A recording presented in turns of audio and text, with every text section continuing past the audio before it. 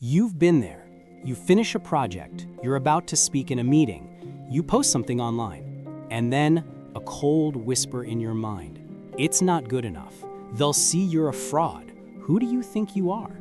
This is the voice of self-doubt. It's the inner critic, the relentless judge that poisons our accomplishments and paralyzes our potential. We're told to fight this voice, to silence it with positive affirmations, or to build a stronger ego to overpower it. But what if that's all wrong?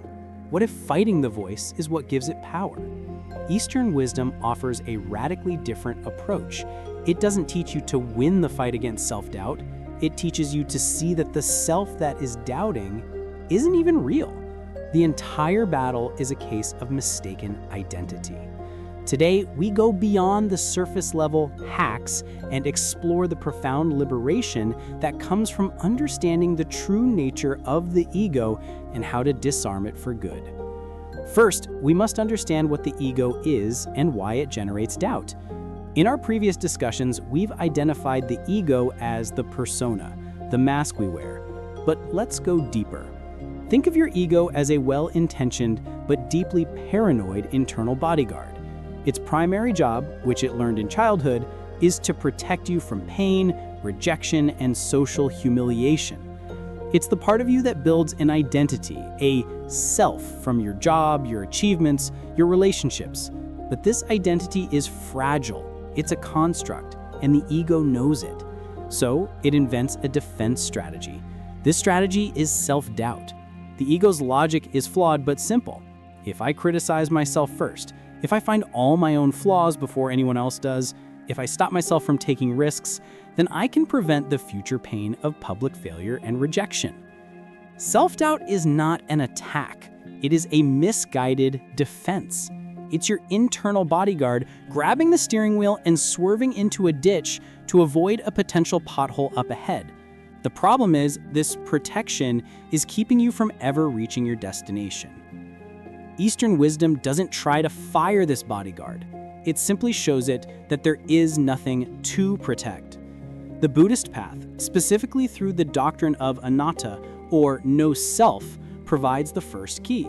It dismantled the ego by showing that the thing it's protecting, a solid, permanent, independent you, is an illusion. The Buddha taught that when you look for this self, you can't find it.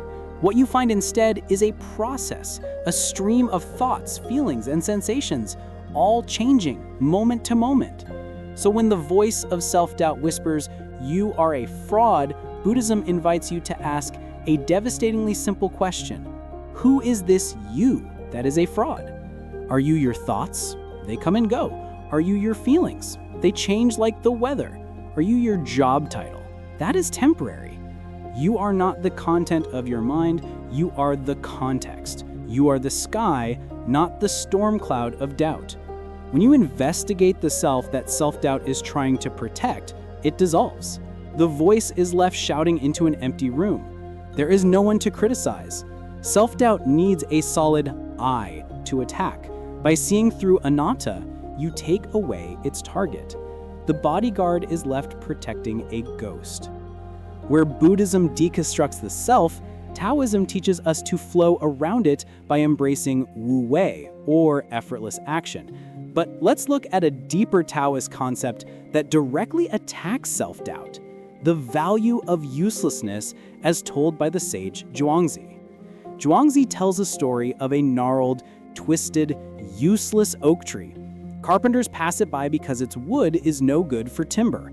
But because of its uselessness, it is never cut down. It grows old and magnificent, providing shade and shelter. Its perceived flaw was its greatest protection. Our ego is obsessed with being useful. It demands we be productive, successful, impressive. Self-doubt is the fear of being seen as useless by the world's standards. Taoism asks, why are you trying so hard to be a straight plank of wood destined for the axe? The Taoist path to contentment is to embrace your own gnarled, unique nature, to stop judging your worth based on the market's demands. When you stop trying to be useful and simply are, Self-doubt has no metric to judge you by. You are no longer in competition. You are simply, authentically, and uselessly yourself. This is true wu-wei, an action that flows from your nature, not from a place of fear.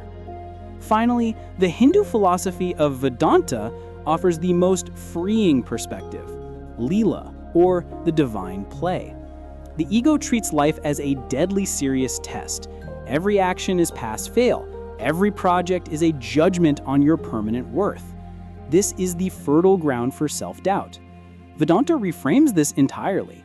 It says that all of reality, with its triumphs and tragedies, its successes and failures, is a form of divine play. You are an actor, playing a role. Imagine you are in a play. Your character is destined to fail, to be embarrassed, to lose everything. As an actor, you would commit to the role. You would play the failure with passion and artistry. But would you feel like a failure? No, you'd say, what a challenging and interesting part to play. When you adopt the perspective of Leela, your life is no longer a test. It is a performance. When self-doubt arises and says, you will fail, the Vedantic response is, perhaps, and if so, I will play the part of one who fails with my whole heart. It will be a fascinating experience. What a plot twist. This removes the personal life and death stake from the outcome. Failure is no longer a verdict on your soul, it's just a scene in the play. And when the stakes are gone, self-doubt loses its oxygen. The voice of self-doubt is not your enemy. It is a symptom of a simple misunderstanding. It's the sound of a terrified ego trying to protect an illusionary self from a game it takes too seriously. You don't need to silence the voice. You just need to see it for what it is. When the voice of doubt appears, see it with Buddhist wisdom. Ah, a thought, a cloud passing. It is not we. See it with Taoist wisdom.